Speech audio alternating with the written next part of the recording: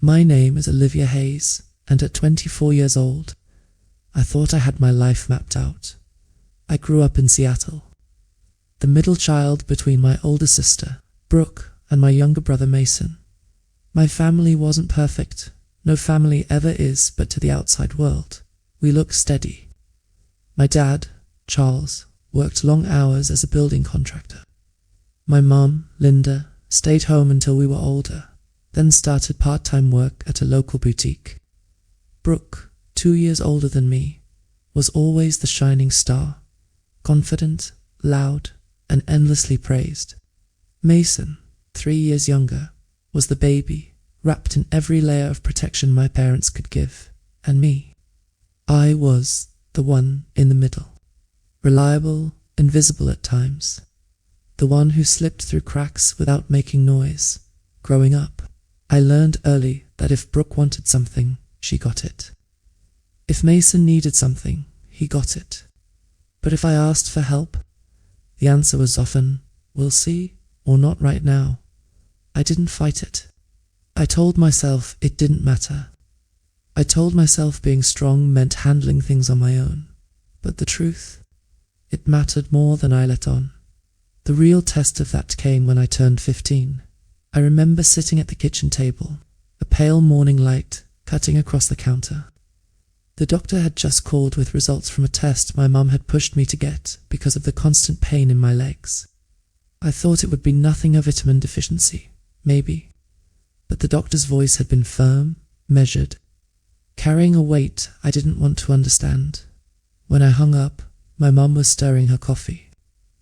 Brooke was scrolling on her phone, and Mason was half asleep, hunched over a bowl of cereal.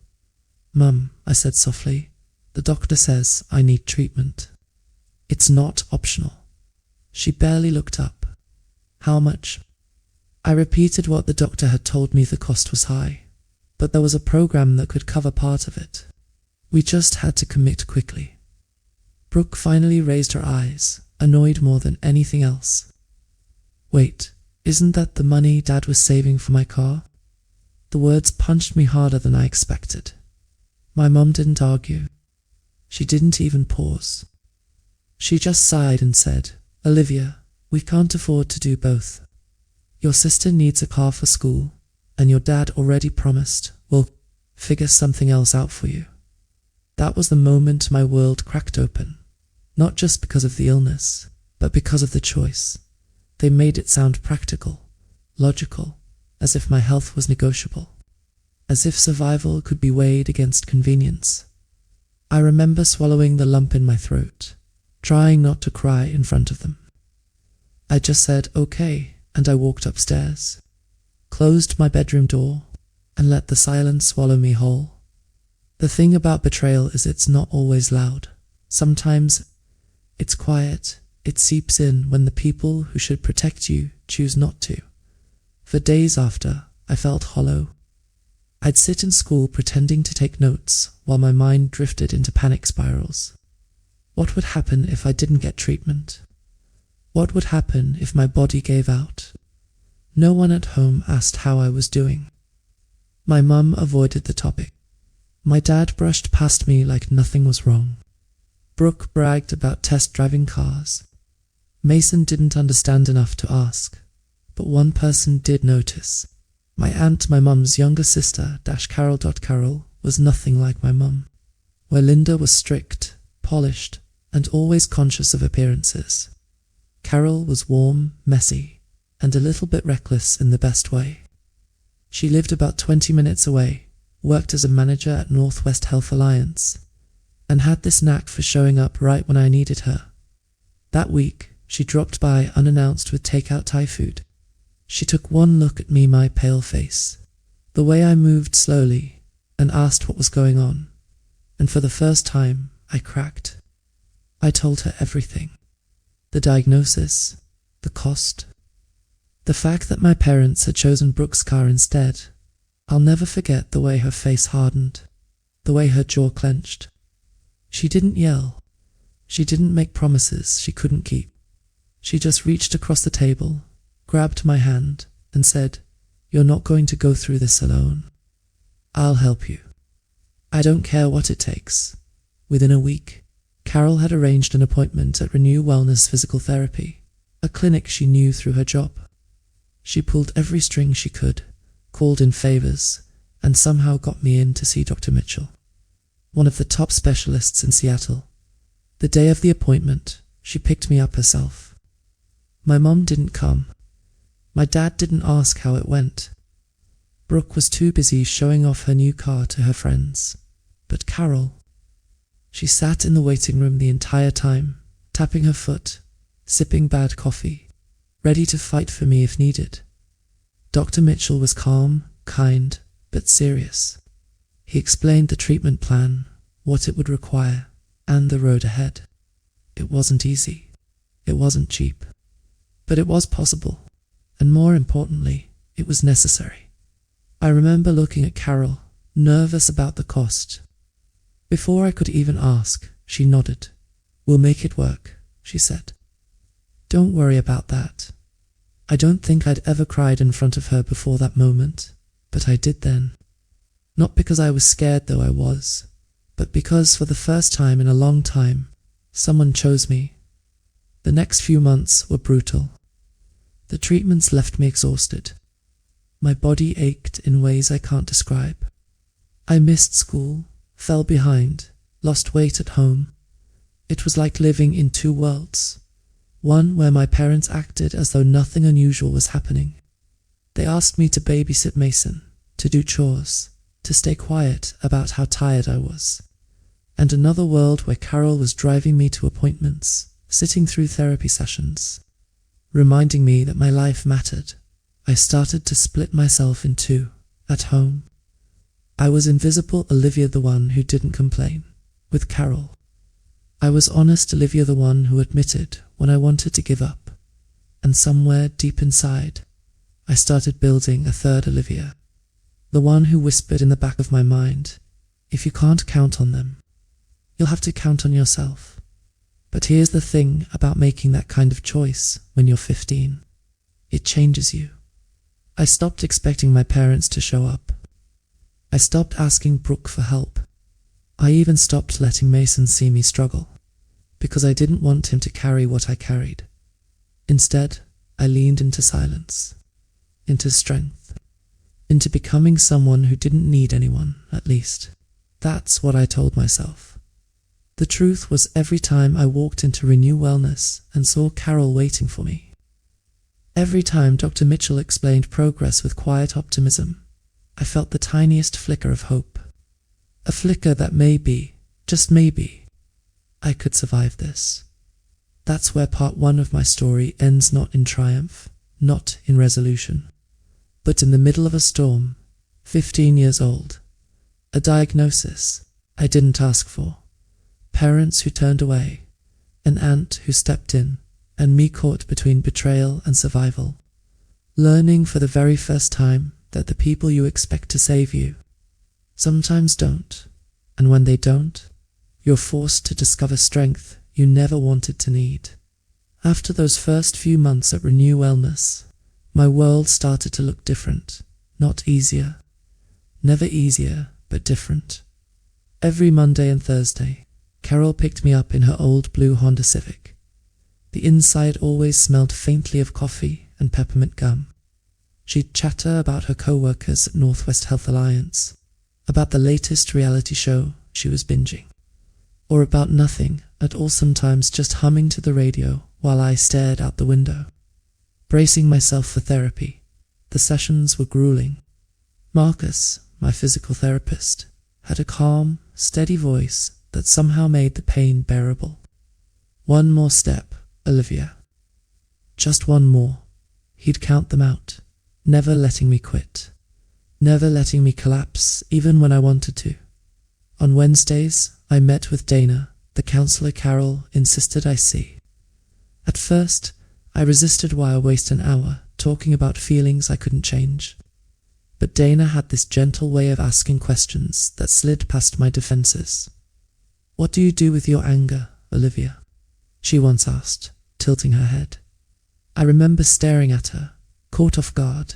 "Anger," I repeated. "I'm not angry." She didn't push. She just smiled knowingly, as if she could see all the places inside me where I'd stuffed that anger down. Week by week, a rhythm formed. Pain, progress, exhaustion, rest, repeat. And in that rhythm, I started to notice something else. My parents weren't part of it. At home, my mum, Linda, kept up appearances. She asked in passing how my little appointments were going, but never pressed for details. My dad, Charles, avoided the subject altogether. Brooke bragged about her car, her shiny new Jeep, bought with the money that might have saved me pain. And Mason? Well, Mason was just a kid, and I didn't want to taint his world with mine. It was easier for everyone to pretend, easier for them to see me as fine, easier for me to let them, but inside, I felt the cracks spreading. I'd sit at the dinner table, listening to Brooke talk about college tours while my legs throbbed under the table. My mum would smile, proud, while I bit the inside of my cheek so hard it bled. My dad would raise his glass and say, to Brooke, and no one noticed that I hadn't touched my food. It wasn't just neglect. It was erasure, and every time it happened, I felt myself pulling further away from them. But Carol noticed. One night, after a particularly brutal session with Marcus, she stopped at a diner on the way home. We slid into a sticky booth, the kind with cracked red leather seats, and she ordered us both milkshakes. "You're quiet tonight," she said, stirring her straw. "I'm just tired." I mumbled. She gave me a long look, the kind that made me feel like she could see straight through. "Me, Olivia," she said softly. "You don't have to pretend with me. Not ever." And just like that, I broke. The tears spilled out. Hot and humiliating, and I whispered the words I'd been swallowing for months. They chose her car over me. How am I supposed to live with that? Carol didn't rush to answer. She didn't tell me not to feel that way. She just reached across the table, held my hand, and said, "You're right. They did, and it was wrong. But listen to me, you're still here. You're still fighting. And I will never, ever choose anyone's convenience over your life. Do you hear me?" I nodded, unable to speak, clinging to the truth in her words. That was the night I realized Carol wasn't just helping me. She was saving me. Piece by piece. At school, things weren't much easier. Absences piled up. Friends drifted away when I stopped showing up to football games, sleepovers, mall trips. I didn't blame them. We were 15 who wants to hang out with a sick girl. But one friend stuck by me. Tasha. Tasha had this infectious laugh that could cut through the darkest days. She'd text me ridiculous memes, show up with homework notes, or just sit on my bed, scrolling her phone, keeping me company in silence. One afternoon, she leaned over and whispered, "You know, you don't have to be strong all the time." I shrugged, staring at the ceiling. "If I'm not, who else will be?" She didn't argue. She just lay there beside me, letting the weight of my words hang in the air. And for the first time, I wondered what if being strong didn't mean being alone. But not everyone saw it that way. One Sunday, during a family dinner, I overheard Brooke complaining about how dramatic I'd become. "It's like everything revolves around Olivia now," she said, rolling her eyes. I froze, fork halfway to my mouth. My parents didn't correct her. They didn't defend me. They just let her words hang, unchallenged. I excused myself quietly, locked myself in the bathroom, and stared at my reflection in the mirror. Pale skin, dark circles, a body that felt older than 15. Maybe she was right. Maybe I was too much. But then I thought of Marcus pushing me through another painful rep. Dana asking where I buried my anger. Carol holding my hand in that diner booth. And I knew Brooke was wrong. It wasn't drama. It was survival. By the time spring rolled around, I had made progress. Small, steady steps. Dr. Mitchell was cautiously optimistic. Marcus said my strength was improving. Dana said I was starting to open up, little by little. But at home, nothing changed. My parents never asked about milestones. Brooke never apologized. Mason stayed blissfully unaware, and that's when the whisper inside me grew louder. If you want to survive this, Olivia, you'll have to write your own story. Don't wait for them to show up, they won't. It wasn't bitterness. It was clarity. The turning point came one evening when Carol drove me home from therapy. We pulled up to my house, the porch light glowing against the twilight. I sat there, hands gripping my backpack, heart pounding with words I hadn't dared to speak. "Carol," I asked quietly. "Yeah. What if they never care? What if I'm always second choice?" She turned to me, her expression soft but fierce. "Then you build a life where you're first choice. You find people who see you, who choose you, and you don't settle for anything less." Her words lodged deep in my chest, planting themselves like seeds. That night, lying in bed, I repeated them over and over. You don't settle for anything less. And for the first time, I began to imagine a future where my survival wasn't dependent on my parents. Approval. Part 2 of my story doesn't end with triumph. Either it ends with a girl who was still sick, still hurting, still carrying the sting of betrayal, but who was starting to see a new possibility. A possibility that maybe, just maybe, she could create her own foundation. Because sometimes, survival isn't just about fighting illness. Sometimes, it's about refusing to let other people decide your worth. By the time I turned 16, the divide in my family wasn't just cracks anymore. It was a canyon.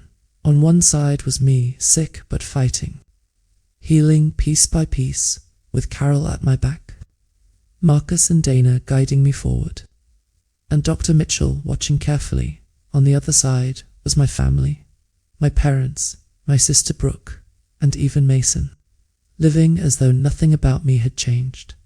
And the canyon grew wider every single day.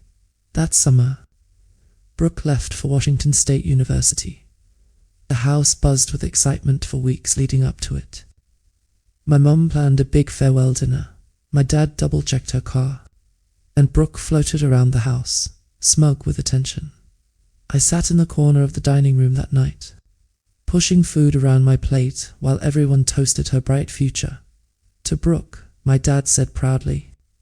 Raising his glass, "To Brooke," my mum echoed. Even Mason chimed in. Beaming, no one looked at me, no one said, "To Olivia," for surviving another year. No one acknowledged the quiet war I was fighting every single day. I lifted my water glass anyway and whispered under my breath, "To Brooke." And in that moment, I realized something chilling. I wasn't just invisible to them. I was expendable. When school started again, I returned to class on a reduced schedule. My absences from the year before had piled up, so I was placed in catch-up programs. Teachers were polite, but impatient. Students avoided eye contact. Tasha remained my only anchor. She met me at lunch, slid her tray across the table, and launched into stories about teachers, crushes, or TikTok videos. She never pressured me to talk, but sometimes she'd glance at me with this look, equal parts worry and stubborn loyalty, that reminded me I wasn't completely forgotten. Still, the loneliness was heavy at night. I'd lie in bed, staring at the ceiling, listening to the faint hum of Brooke's Jeep parked outside, though she was gone now. My mum cried sometimes, missing her. My dad called her every Sunday. Mason begged to visit, and me. I wondered what it would feel like if they missed me. To dot around that time, Dr. Mitchell referred me to a second specialist, Dr. Harper. She was sharp, no nonsense, with short grey hair and a direct gaze that made me sit up straighter. She ran new tests, adjusted my treatment, and told me something that rattled me to my core. "You're progressing, but slowly. If we want long-term stability, You'll need consistency. That means commitment from your support system. I froze support system. Did she mean Carol? Because that was all I had. I nodded anyway, pretending I had a family who backed me, pretending I wasn't terrified that one day Carol might not be able to carry all of this on her own. That night, I overheard my parents arguing in the kitchen. My mum's voice was sharp. We can't just keep letting Carol make all the decisions for her. She's our daughter. My dad's reply was weary. Then maybe act like it, Linda, because you sure haven't been stepping up. I held my breath in the hallway, my heart pounding. For the first time, I wondered if my dad saw more than he let on. But the argument ended quickly, swallowed by silence, and nothing changed. The next morning, my mum asked me to pick Mason up from soccer practice because she had errands to run, as if nothing had been said the night before. Meanwhile, therapy with Marcus grew harder. He pushed me further, testing my endurance, reminding me that pain didn't mean failure. Your body's stronger than you think, he'd say, steadying me when my legs shook. I wanted to believe him. Some days, I almost did Dana too, kept peeling back my layers. One afternoon, she leaned forward and asked, Olivia, when you picture your future, who's standing beside you? I blinked, caught off guard. No one had asked me that before. I don't know, I admitted. I can't picture one. Her eyes softened. That's because you've spent years expecting people to leave. But what if, just what if, some people stay? The thought terrified me more than it comforted me. Because if I let myself believe in people staying, and they left anyway, wouldn't that break me all over again? Still, small sparks of hope began to light up in strange places. Carol invited me to shadow her at Northwest Health Alliance one weekend. She introduced me to her co-workers, showed me how the systems worked, explained how insurance and advocacy played roles in treatment. I was fascinated. For the first time, I could imagine myself in that world, helping others the way Carol was helping me. You'd be good at this, she said, smiling proudly, and for once, I believed her. But hope has a way of making betrayal sting sharper. One Friday evening, I came home from therapy to find my family in the living room, laughing, pizza boxes scattered on the coffee table. They'd gone out to celebrate Mason's soccer win without me. I froze in the doorway. Why didn't anyone call me? My mum looked up, surprised. We didn't want to interrupt your appointment. My dad nodded. Besides, you were probably too tired. Brooke, home for the weekend, smirked. Yeah, it's not like you'd enjoy sitting in the cold. Anyway, the words hit harder than any pain in therapy ever had. I went upstairs without eating, shut my door, and curled into a ball. And that was when the whisper inside me became a roar. They will never choose you. Stop waiting for them to change. From that day forward, I pulled back even more. I stopped asking to be included. I stopped hoping for invitations. I stopped expecting anything. Instead, I poured myself into therapy, into schoolwork, into planning for a future beyond that house. Tasha noticed. You're different lately, she said one afternoon, chewing on a straw.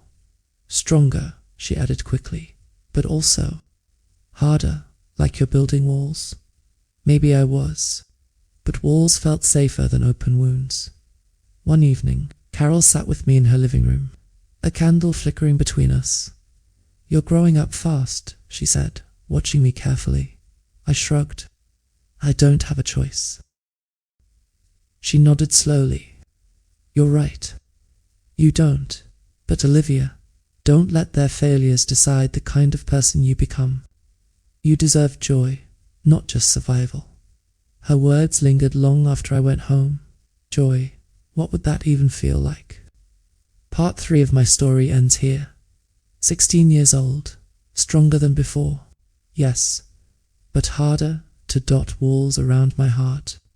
Scars on my spirit, determination etched into my bones. I was no longer the girl waiting for her family to choose her. I was the girl learning to choose herself. And, while that strength carried me forward, it also carried a cost. Because when you build walls high enough to keep out betrayal, sometimes they also keep out love. By the time I turned 18, the canyon between me and my family was permanent.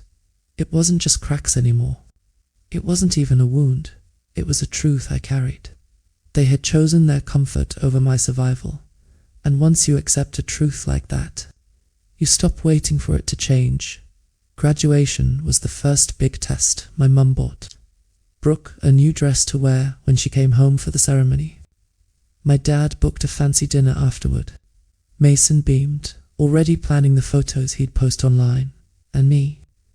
I sat in the back seat of the car, cap balanced on my knees, wondering if anyone would notice I'd made it this far. The ceremony itself blurred.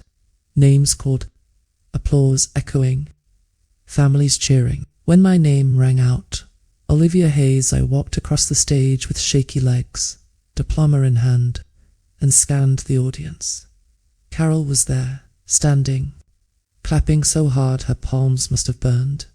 Tasha whistled loudly, grinning ear to ear, and my parents. They clapped politely, distracted, as Brooke whispered something that made them laugh. In that moment, I knew the truth. I wasn't their pride. I was their afterthought. College was next. Brooke had already transferred closer to home, still driving the same Jeep that symbolized everything I had lost. Mason was thriving in sports. My parents funneled money into both of them, while I cobbled together scholarships and Carol's quiet help too. Secure a spot at a community college in Seattle. It wasn't glamorous, but it was mine, and for the first time, I felt the faint stirrings of independence. I wasn't just surviving anymore. I was shaping something new. I declared a major in healthcare administration, inspired by Carol, by the countless hours I'd spent inside clinics, by the realization that I wanted to be the person fighting for patients who had no one else. And every class, every late-night study session, every essay, felt like a brick laid in the foundation of a life I was building for myself. But healing isn't linear. One fall afternoon, during my second semester, I collapsed in the library. The exhaustion I'd been ignoring finally caught me. When I woke up in the hospital, Carol was at my side, worry etched into every line of her face. "Why didn't you tell me you were this tired?" she whispered. "Because I didn't want to be a burden. Because I didn't want to be too much. Because I still carried the old wound of being the one no one wanted to take care of." She held my hand, tears brimming in her eyes. "Olivia, you don't have to do this alone. Not anymore. Not ever again." Her words broke me open all over again. That night, lying in the hospital bed, I thought about Dana's question years before. When you picture your future, who's standing beside you? Back then, I had no answer. But now, I saw Carol, I saw Tasha, I even saw Marcus, Dana, Dr. Mitchell, all the people who had carried me when my family would not. And for the first time, I realized something life-changing. Family isn't always blood. Sometimes, family is the people who show up again and again, no matter how hard the road gets. By 20, I was thriving in my own quiet way. Classes, part-time work at Renew Wellness, evenings spent studying with Tasha. My body was stronger than it had ever been, my mind sharper, my heart both scarred and resilient. My parents drifted further into the background. Phone calls dwindled. Brooke was busy chasing her career. Mason grew into his own life, and me. I stopped chasing their approval, because the truth is, you can waste your whole life waiting for people to love you the way you deserve. Or you can decide you deserve it now, and build a life that reflects it. The real closure came the summer I turned 20-2. My mum called out of the blue, voice brittle. "Olivia, your father and I, we were wondering if you'd move back home for a while." We could use the help with Mason, and it'd be nice to have you around again. For a moment, I froze. The old instinct flared the desperate hope that maybe, finally, they wanted me. But then I remembered the years of silence. The dinners where they toasted everyone but me. The Jeep in the driveway. The nights I cried myself to sleep, unseen, unheard, and I remembered Carol, sitting in countless waiting rooms. Tasha sticking by me when everyone else faded. The team at Renew Wellness, believing in my strength before I did. I took a breath and said, calmly, no, I'm building my own life now.